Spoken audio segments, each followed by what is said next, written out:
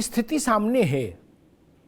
कर्नाटक, राजस्थान, मध्य प्रदेश और छत्तीसगढ़, इन 4 राज्यों में भाजपा 19 के चुनाव से पहले, लोकसभा चुनाव से पहले विधानसभा चुनाव हारी। क्या एक नैरेटिव सेट हुआ कि भाजपा इन 4 राज्यों में फंस गई।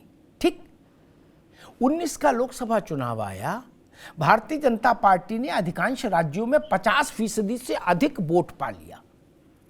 सीटें तो छोड़ी दो, वोट ही 50% से ऊपर चला गया भाजपा का, जहां वो इन 4 राज्यों में विधानसभा हार के गई थी कुछ महीने पहले ही। रत्नाकर जी, इस तथ्य को ध्यान में नहीं रखना चाहिए? अमिताभ, बिल्कुल बिल्कुल बिल्कुल रखना चाहिए। अमिताभ जी, आप देखिए, आपने हमारा जो डिस्कशन चल रहा था, शायद वो मैं आगे जो बताना चाह रहा था, आपने बोला कि 2014 में भी हम हारे नहीं, 2019 में बीजेपी हारी नहीं, तो 2024 में कैसे हार जाएंगे? मुद्दे देखिए, मुद्दे जो है बदलते रहते हैं। आज जो भारतीय जनता पार्टी विकास की राजनीति कर रही थी, जो भारत को विकास की राजनीति के नाम पे वोट मांगने का काम कर रही थी, वोट हासिल, सबका साथ सबका विकास के नाम पे जो वोट मांगने का काम कर रही थी, आज देख लीजिए भारतीय जनता पार्टी की परिस्थिति कैसी बन गई। अभी आरएसएस के संघ प्रमुख ने अपने, वो इंटरनल सर्वे करती रहती है आरएसएस, और संघ प्रमुख ने खुद कहा है कि भाई आप 2014 में जनता के पास जाओ और अपनी उपलब्धियों को गिनाओ। क्यों? क्योंकि हिंदुत्व के नाम पे और मोदी के नाम पे ये 2024 का चुनाव जो है बड़ा कठिन है, डगर पनघट की, ये समझने की बात है। और 2019 में के बाद जो है महंगाई जिस तरह से बढ़ी, जिस तरह से बेरोजगारी बढ़ी, जिस तरह से समाज में कटुता फैलाने का, नफरत फैलाने का भारतीय जनता पार्टी ने काम किया, वो आप देख रहे हैं। कर्नाटक का चुनाव जीता जागता उदाहरण है। ठीक है रत्नाकर जी, एक ठीक है, रुकना होगा, अभी रुकना होगा। इसका मतलब रत्नाकर जो बात कह रहे हैं उसी के आधार पर यह बात स्थापित होती है कि 14 से 19 में देश में विकास और रोजगार की गंगा बही होगी, तभी ना जीते दोबारा। रत्नाकर जी कह रहे हैं कि जो अब जो स्थिति खराब हो गई महंगाई बेरोजगारी की, तो इसका मतलब 14 से 19 तक देश में महंगाई और ये सब बेरोजगारी, ये सब चीजें नहीं रही होंगी, तभी ना दोबारा जीते और ज्यादा सीटें लेके आए। रत्नाकर जी, नपना तो एक ही रहेगा, फॉर्मूला तो एक ही रहेगा, नहीं? ये मान लें, मेरे से है, मेरा वॉइस जो है नहीं, मैंने सिर्फ ये कहा, ठीक, आपने कहा कि महंगाई और बेरोजगारी जैसे मसले तमाम बढ़ गए हैं, इसलिए 24 में परिणाम दूसरा आएगा। तो मैंने ये कहा कि 14 से 19 में ये मसले नहीं रहे होंगे, रोजगार रहा होगा, महंगे सामान सस्ता रहा होगा, तब ना जीती होगी फिर आपके हिसाब से बीजेपी। हाँ, बिल्कुल बिल्कुल अमिताभ जी, देखिए बात यहाँ पे 2014 से 19 का जब चुनाव हुआ था, तो आप शायद अभी उस चीज को शायद आपको याद होगा कि नहीं याद होगा, लेकिन भारतीय जनता पार्टी एक और मौका के नाम पे वोट मांगने का काम की थी। हमने स्ट्रेटेजी बना दिया, हमने प्लानिंग कर दिया, लेकिन उन सारी चीजों को इंप्लीमेंट हो करके और उसको आउटकम आने में और टाइम चाहिए। जनता से इन्होंने उस प्रकार का वादा करके और चुनाव में वोट भी मांगे थे, ये शायद आप बताना भूल गए, लेकिन जनता ने इनको पर्याप्त समय दिया। 10 साल का 9-9.5 साल का समय जो है, ये बहुत लंबा समय होता है, बहुत लंबा सफर तय भी करना होता है। भारतीय जनता पार्टी ने तय किया क्या? आप कहते हैं कि हम 2 करोड़ रोजगार देंगे। अभी ठीक है, अरे रुको भाई, केवल कांग्रेस की डिबेट नहीं, सैयद मोहम्मद सैयद तकी के पास चले, उससे पहले एक बात कहेंगे कि कांग्रेस कह रही है कि बहुत लंबे समय हो गया। क्या कांग्रेस को ये नहीं बोलना चाहिए? जवाहरलाल, इंदिरा गांधी, राजीव गांधी 45 साल तो आप ही राज करते रहे, तब जनता नहीं थी। दूसरे को आपको दिख रहा है कि 9 साल हो गए, बोले जो बहुत समय हो गया यार इनको हटा। 15 साल शीला दीक्षित राजधानी में शासन कर रही थी कि नहीं? 31 साल ज्योति बाबू की शासन के नहीं? ये कहां से आप फार्मूला ले आए? बोले बहुत समय हो गया यार, ये तर्क नहीं चलता। आपके समय में कांग्रेस को ये नहीं बोलना चाहिए, कांग्रेस तो 45 साल शासन कर चुकी, इसलिए ये नहीं। आप देवदूत हैं नहीं ना, आपको भी इसी जनता ने चुना। खैर, मोहम्मद तकी, मसला ये कि आपने अपना कहा कि भाई मेरा आंगन छोड़ के बाकी सब चीजों पर निगोशिएशन करो, मेरे आंगन में किसी की खाट नहीं पड़ेगी, किसी खटोला नहीं पड़ेगा, 2 आंगन मेरे हैं, इनको छोड़ दो। और पहले आपने एक पेज फंसा दिया कि भाई अध्यादेश पर कांग्रेस में हमारे साथ खड़ी हो। आज मैं केजरीवाल जी को सुन रहा था, वो कह रहे थे पटना में मैं संविधान की किताब लेके जाऊंगा और जाते ही ये सवाल उठाऊंगा कि सब लोग मिलके कांग्रेस से पूछो कि अध्यादेश पर क्या करेगी। टकी साहब,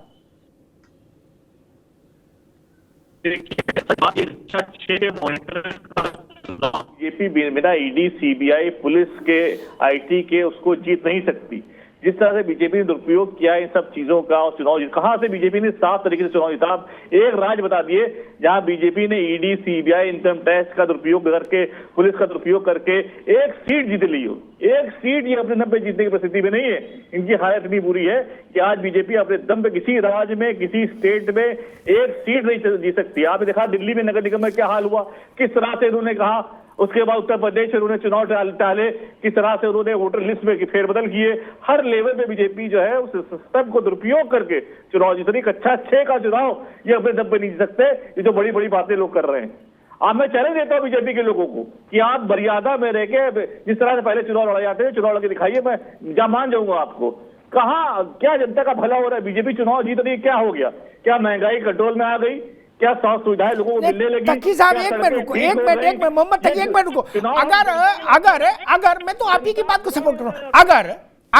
अगर बड़ा है, ताकि आपको गुस्सा ना आए, अगर भाजपा फिर जीत गई तो ये माना जाएगा कि महंगाई नहीं है, विकास धुआंधार है, तब तो माना जाएगा। क्योंकि आप और कांग्रेस यही कह रहे हो कि भाई विकास नहीं हुआ और महंगाई बहुत है। वोट दे पा रही जनता को? जनतंत्र में तो तंत्र को उपयोग कर जनता को काट ही दिया है। जनतंत्र की व्यवस्था में जनता को तंत्र से काट दिया है, तंत्र का दुरुपयोग हो रहा है। जनता कहां पे वोट दे पा रही है? आप देखो उत्तर प्रदेश में, पंजाब में बाहर से आए थे वोटर, कनाडा वाले वोट दिए थे पंजाब में वोट कहां से जीते? पंजाब में बीजेपी कहां मजबूत थी? पंजाब में बीजेपी का क्या रोल है पंजाब में, बताइए। और मैं आपसे पूछ रहा हूं, पंजाब में कहां किस जनता के वोट से जीते हो? विदेशी जनता थी, इसी देश की थी ना, वो वहां वोट कैसे दे पाई? पंजाब में तो विपक्ष में थे, उसके बाद आना था जो जनता लाई कर रही थी। ये घालमेल नहीं करिए, ये बुद्धि से तर्क दीजिए। तो मोहम्मद तकी रुकना होगा। बुद्धि से तर्क दीजिए, तर्क पर टिकना सीखिए। ये थितरई है, ये नहीं करो। बोले जी मध्य प्रदेश में वोट नहीं दे पा रही जनता, पंजाब में दे लेती, ये कौन मानेगा? ये कैसे हो जाएगा? बंगाल में कैसे दे लेती है वोट? जहां केजरीवाल जीते वहां चुनाव अच्छा, जहां ममता जी जीते जहां चुनाव अच्छा, जहां योगी आदित्यनाथ जीते अरे बोले सब खराब चुनाव था, जनता ने वोट ही नहीं दिया। जे भाई यास्मीन, ऐसे तो नहीं चलेगा। ऐसे तो जनता जान लेती कि आप लोग सिर फिरे हो, नहीं तर्कपूर्ण बात नहीं कर रहे हो। बोले योगी, अरे बोले आप जनता के वोट से नहीं जीते। अच्छा जी, किसके वोट से जीते? जबरन शपथ ले ली क्या? ममता जी बोले वो 100% जनता के वोट से जीती। केजरीवाल बोले 500% जनता ने जिताया, 500। योगी बोले 1% वोट नहीं मिला। अच्छा, जबरन ले लिया शपथ। ऐसी बातें विपक्ष के नेताओं को और अविश्वसनीय नहीं करती हैं। इतनी ईमानदारी तो रखो कि जिस जनता ने ममता को जिताया, अरविंद केजरीवाल को जिताया, भगवंत मान को जिताया, उसी ने योगी आदित्यनाथ को जिताया। या आपके ना कहने से ऐसा तो नहीं परिस्थितियां बदल जाएंगी? जय यास्मीन। देखिए अमिताभ जी, मैं फिर उसी बात को रिपीट करूंगी, जनता सेम है, चाहे निकाय चुनाव हो, विधानसभा और लोकसभा।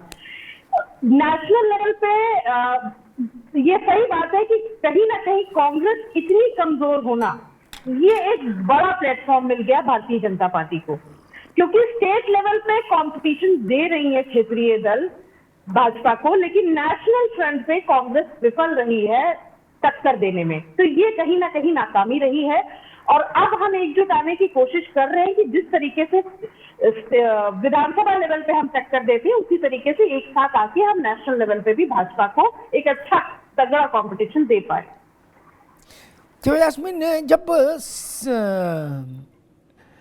कर्नाटक में देवेगौड़ा जी के बेटे की शपथ थी मुख्यमंत्री के रूप में, ठीक, तो पहली बार ऐसा हुआ, सवाल इसलिए आपसे पूछ रहा हूं, पहली बार ऐसा हुआ गेस्ट हाउस कांड के बाद क्या, जब अखिलेश यादव और मायावती एक साथ मंच पे चढ़े क्या? हम लोग भी बड़े उत्साहित थे। क्या अखिलेश यादव ने नमस्ते की मायावती से, वो भी मुस्कुराई। क्या सोनिया जी मायावती जी गले मिली, साथ में ममता जी ने भी झप्पी डाली, हम लोगों ने भी फोटो छापी। हमने कहा इतिहास बदल गया। क्या क्या हुआ? जूतों में दाल बट गई उसके बाद तुरंत। नहीं, कहां गई एकता? अजीत सिंह से लेके कोई बचा था देश में? कोई भी नॉन बीजेपी लीडर नहीं बचा था जो मंच पे नहीं आया था। उसके तुरंत बाद 19 का चुनाव हुआ, 3-13 हो गया। जब यास्मीन, देखिए, गठबंधन में बहुत ज्यादा जिम्मेदारियां हैं। अगर आप हमारा और मायावती जी का गठबंधन की बात करते हैं समाजवादी से, तो समाजवादी ने कभी अपना पैर पीछे नहीं खींचा। उसको बहुत लॉन्ग टर्म के लिए बोला गया था। माननीय राष्ट्रीय अध्यक्ष जी का यही बयान था कि लॉन्ग टर्म के लिए गठबंधन हुआ, सिर्फ उस लोकसभा के लिए नहीं था।